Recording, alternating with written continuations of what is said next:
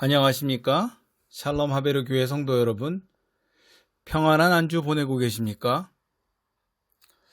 자, 이번 주부터는 신약성경의 히브리서 강의를 시작하려고 합니다. 자, 오늘부터 여러 차례에 걸쳐서 히브리서의 내용과 또 그것에 담긴 의미와 해석을 통해 히브리서가 청중들에게 전하려고 하는 것은 무엇인지 여러분들과 나눠보고자 합니다. 자, 오늘은 그 첫 번째 시간으로 히브리서의 전체적인 개괄을 나누려고 합니다. 자, 히브리서라고 하면 히브리인들, 즉 유대인들을 위한 서신이라고 보시면 됩니다. 즉, 초기 기독교 전파 시대에 있어서 유대 그리스도인들은 큰 역할을 했었는데 그 유대인들을 대상으로 한 서신이라고 보시면 타당합니다. 자, 신약 성경에서 보면 서신서 중에 유대 그리스도인들을 대상으로 한 서신들이 여럿 있습니다.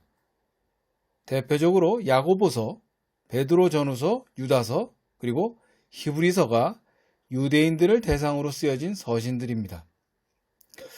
유대 그리스도인들은 예수님 승천 이후 12 제자들의 사역과 예루살렘 교회의 설립을 전후해서 기독교 전파에 있어 매우 큰 역할을 했던 사람들이라 할 수 있을 것입니다. 자, 그러면 히브리서의 저자가 누구인지가 매우 궁금해집니다. 자, 신약 성경의 거의 모든 책은 저자가 분명히 정해져 있습니다. 그런데 히브리서만큼은 저자가 누구인지 지금까지도 의견이 분분합니다. 자, 초창기 기독교 전파 시대엔 바울이 저자라는 것이 우세했습니다. 자, 히브리서 13장을 한번 가볼까요? 13장 23절을 보시면 우리 형제 디모데가 놓인 것을 너희가 알라. 이렇게 나와 있죠. 이렇게 나와 있으며 자, 그리고 주후 2세기에 알렉산드리아라는 지역의 교부였던 교부 클레멘트는 히브리서의 저자를 바울로 언급하고 있습니다. 또한 성경이 여러 사본들이 있는데 그중 하나인 P46 사본에서는 이 히브리서의 위치가 바울의 교리서인 로마서 다음에 위치해 있습니다. 자, 그러나 히브리서에서의 그리스도에 대한 강조점이 바울 서신들의 강조점과 좀 다르고, 자, 그리고 무엇보다도 다른 바울 서신에서는 디모데를 자신의 믿음의 아들로 표현을 했죠. 믿음의 아들로 표현했는데 히브리서에서는 디모데를 우리 형제로 표현하는 점, 차이점을 들 수 있습니다. 그래서 종교개혁 시대 이후에는 히브리서의 저자는 다양하게 나타나게 돼요. 자, 종교개혁자 마르틴 루터는 구약에 능통했던 아볼로를 히브리서의 저자로 보았고, 자, 또 다른 종교개혁자 칼빈은 자, 누가로 보았으며, 또 어떤 학자들은 위로의 아들이라고 불렸던 바나바를 히브리서의 저자로 생각했습니다. 자, 바나바는 제사장 지파인 레위 지파였고, 또 자, 유려한 헬라어 구사 능력과 신학의 외경인 바나바 서신이 있는데, 이 바나바 서신에서 나온 묵시문학과 히브리서의 묵시문학적 성격이 동일하기 때문에 그렇게 보는 주장도 있습니다. 자, 그러나 현재까지도 누가 히브리서를 저작했는지는 정확한 근거가 되는 것은 나오지 않고 있습니다. 그래서 주후 3세기경 교부 오리게는 히브리서의 저자는 하나님만이 아신다라고 했습니다.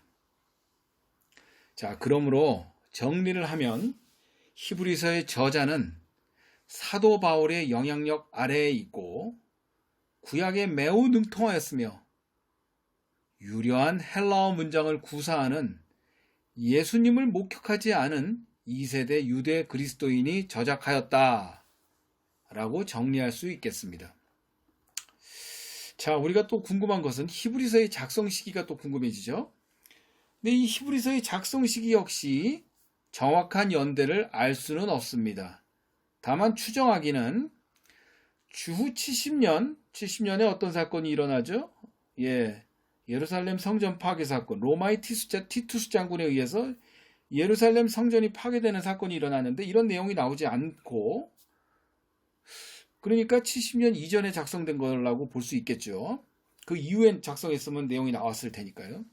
그리고 기독교인들의 박해가 시작된 로마 대화재 사건이 일어났던 주후 64년 이후, 그리고 70년 사이에 작성된 것으로 추정해 볼 수는 있을 것 같습니다. 자, 그러면 우리는 지금까지 저자와, 히브리서의 저자와 저작 시기를 알아봤는데요. 이제 다음으로 저작 배경을 살펴볼 필요가 있겠습니다.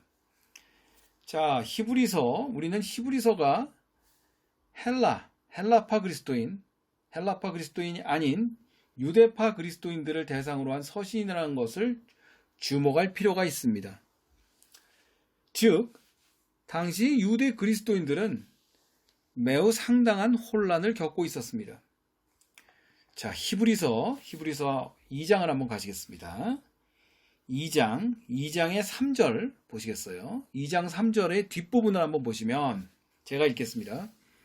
이 구원은 처음에 주로 말씀하신 바요, 들은 자들이 우리에게 확증한 바니. 아멘. 즉, 이 사람들은 예수님을 눈으로 직접 목격한 사람들이 아닌 제자들로부터 간접적으로 예수님이 누구인지를 들은 사람들입니다. 자, 또 3장을 한번 가보실까요? 3장 12절을 보면 3장 12절 제가 읽겠습니다. 형제들아, 너희는 삼과 혹 너희 중에 누가 믿지 아니하는 악한 마음을 품고 살아계신 하나님에게서 떨어질까 조심할 것이요. 아멘. 자, 이것을 보면 이 당시의 상황을 볼 수 있습니다. 예수 그리스도를 믿는 그리스도 증인 공동체는 네로 황제가 시작한 기독교인 대박해 사건 이후 로마 제국으로부터 박해를 받게 되지만 이미 그 전 오래전부터 유대교로부터도 핍박을 받고 있었습니다. 더군다나 주류 사회에서 외면받고 다양한 형태로 소외되고 배교를 생각하는 그리스도인들은 세상에서 소외된 그리스도 증인 공동체를 벗어나고자 하는 사람들이 생겨나게 시작된 것입니다. 자, 이 부분에 대해서 10장을 한번 가볼까요? 10장 32에서 34절 한번 보시겠습니다. 제가 읽겠습니다. 32절. 전날에 너희가 빛을 받은 후에 고난의 큰 싸움을 견디어낸 것을 생각하라.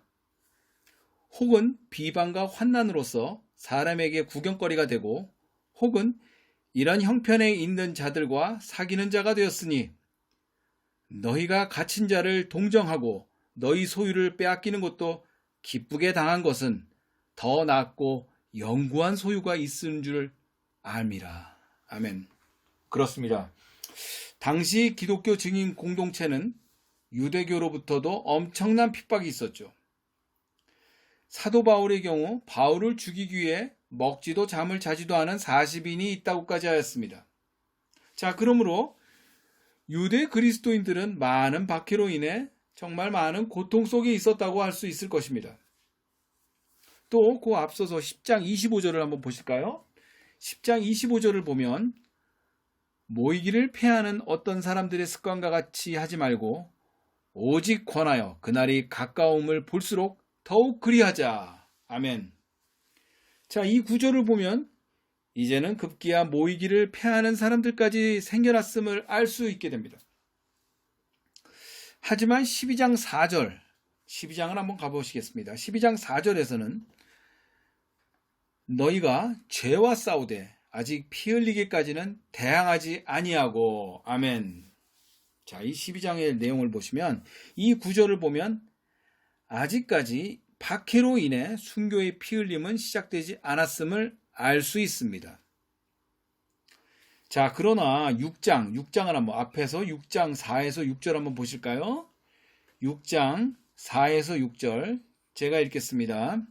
한번 빛을 받고 하늘의 은사를 맛보고 성령에 참여한 바 되고 하나님의 선한 말씀과 내세의 능력을 맛보고도 타락한 자들은 다시 새롭게 하여 회개하게 할 수 없나니 이는 그들이 하나님의 아들을 다시 십자가에 못 박아 드러내놓고 욕되게 함이라. 아멘.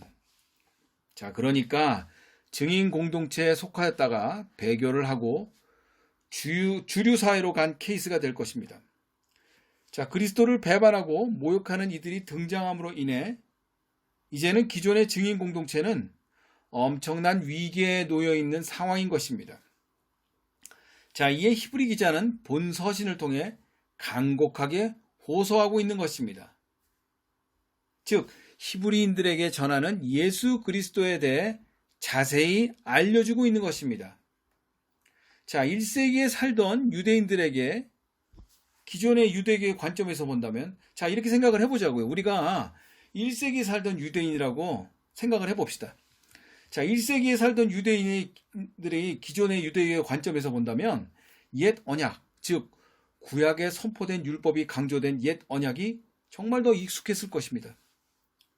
자, 예수님이 오셔서 성육신 하시면서 선포하신 새 언약은 옛 언약의 완성이죠. 우리는 쉽게 이해할 수 있지만 옛날 1세기 시대로 유대인의 관점에서 본다면 이 부분은 참 어려웠을 것입니다.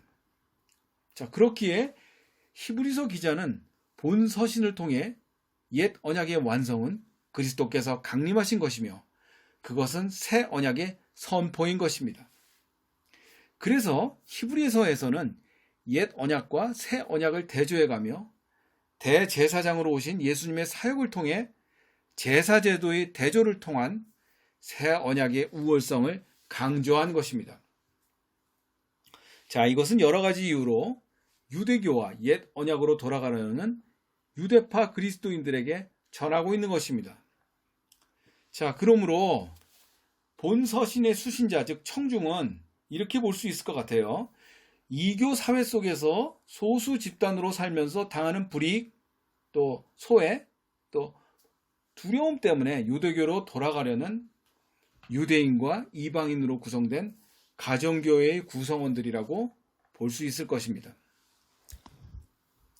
자, 다음으로 히브리서가 지니는 성격과 주요 내용을 살펴보겠습니다. 자, 히브리서가 교리서인가요? 아니면 교리서가 아닌가요? 자, 이런 의문이 있을 수 있습니다. 어떻게 생각하십니까? 자, 히브리서는 교리서라고 할 수 있습니다. 자, 그런데 이것은 청중들을 움직이기 위해 교리 내용을 서술한 것이고 히브리서의 내용적으로는 매우 강력한 기독론, 즉 예수 그리스도가 어떤 분이신가에 대한 것이며 옛 언약과 새 언약의 관계, 그리고 예수 그리스도는 무슨 일을 하셨는가를 편지의 형식으로 보낸 설교문이라 할 수 있습니다. 자, 아까 이제 유대파 그리스도인들의 고민에 대해서도 얘기했는데요. 당시 유대파 그리스도인들에게는 신학적인 고민이 있었습니다. 자, 그들에게는 예수 그리스도가 메시아라고 생각을 했어요. 자, 그들은 예수 그리스도로 인해 그들이 가졌던 신학적인 내용에 혼란이 야기되었어요. 자, 스가랴서 구약의 소선지서 중 하나인 스가랴서 6장을 한번 가볼까요? 스가랴서 6장 11에서 12절. 스가랴서 6장 11절에서 12절. 제가 읽어보겠습니다.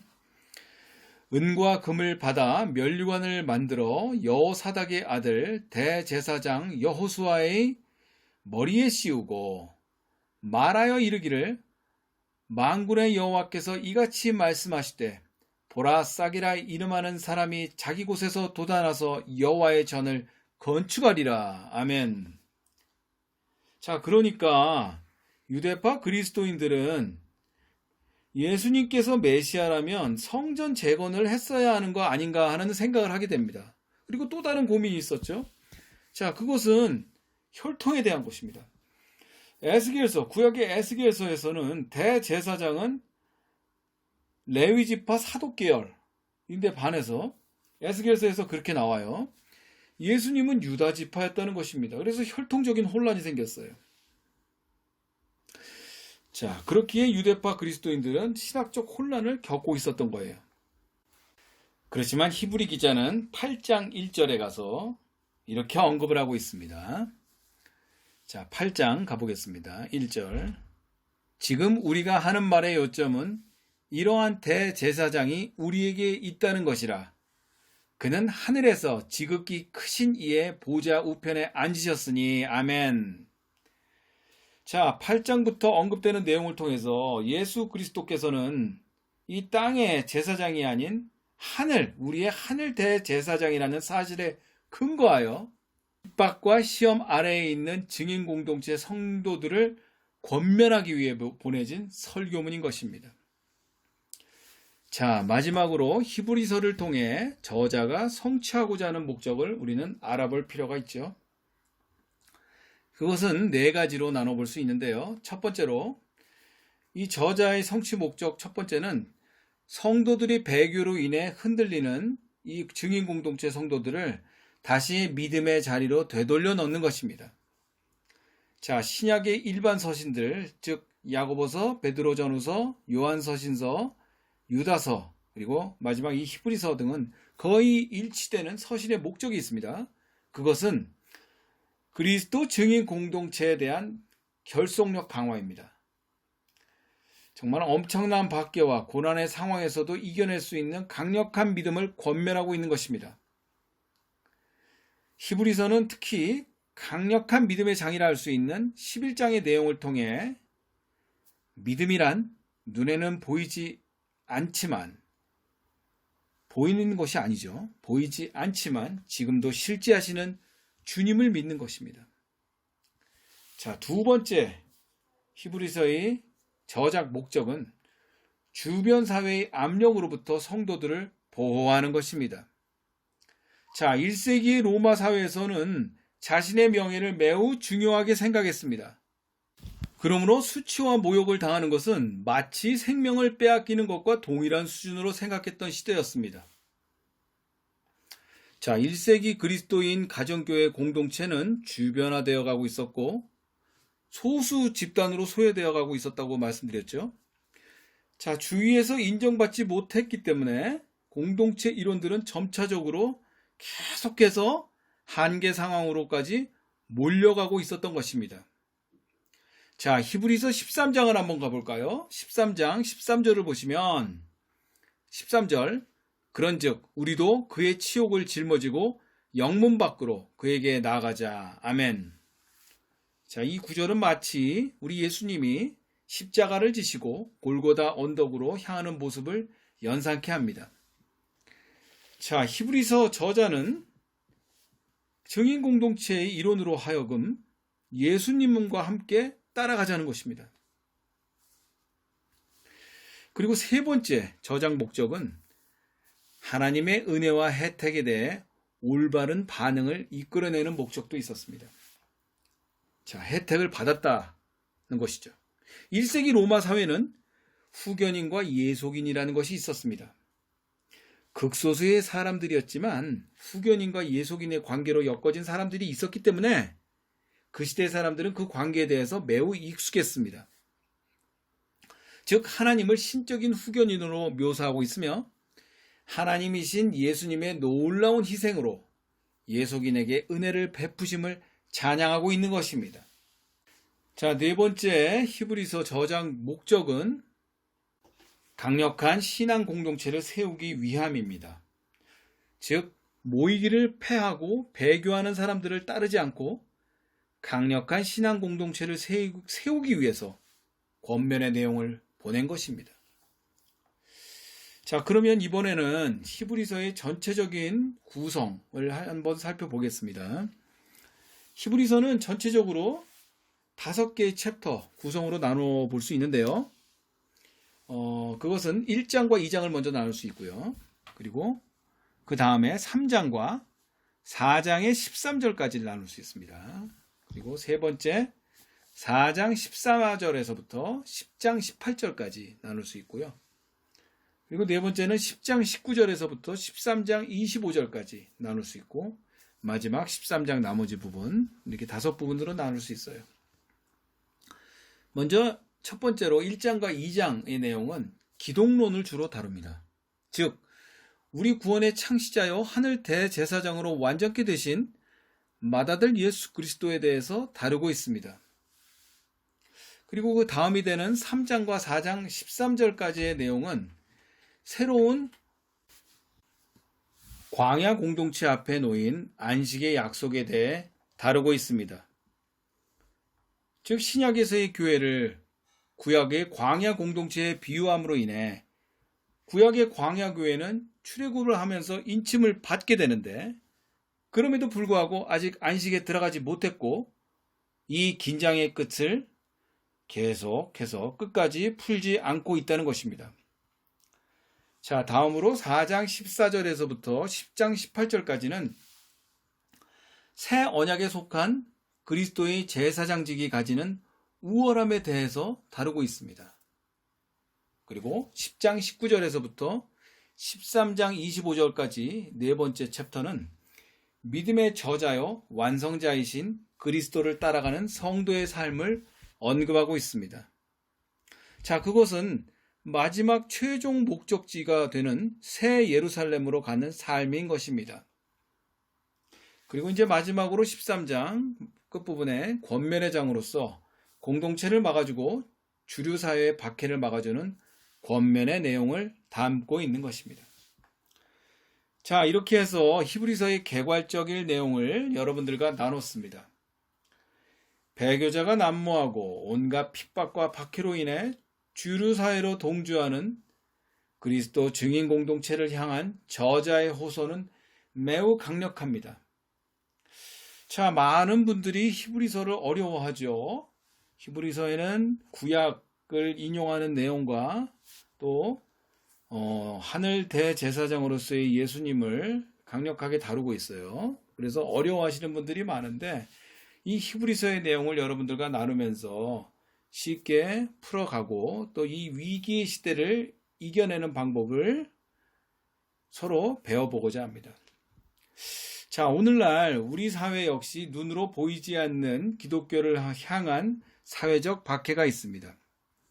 또한 초대교회와는 다른 오늘날의 교회의 변질된 모습으로 인해 기독교를 믿지만 교회를 나오지 않는 일명 가난한 성도들이 늘어나고 있는 형국입니다. 자, 1세기 시대와 지금의 시대는 너무나도 닮아 있습니다. 위기의 시대인 오늘날에도 히브리서는 모든 기독교인들에게 강력한 메시지로 남아있다고 봐도 과언은 아닐 것입니다. 자, 히브리서를 통해 많은 분들이 은혜를 받기를 소망합니다. 자, 다음 시간에는 히브리서를 본격적으로 들어갈 것입니다. 1장과 2장을 다루면서 본격적으로 맏아들 기독론에 대해서 알아보겠습니다. 기도하겠습니다.